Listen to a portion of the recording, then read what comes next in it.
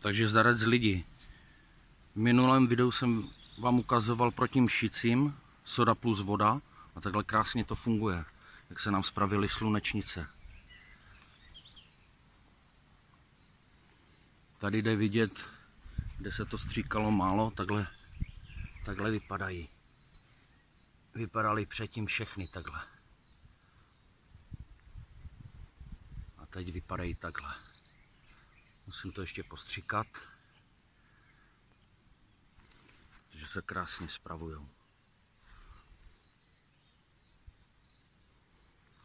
Dneska vám ukážu ale něco jiného. Tady jsme měli růžičkovou kapustu. A mravenci nám ji odnesli, zežrali. Nejlepší na mravence proti mravencům je skořice. Nejlevnější značka.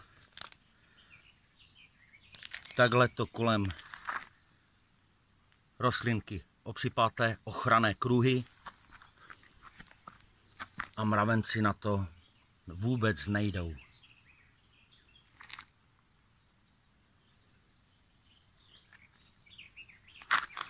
Tady jsme to nějak opomenuli.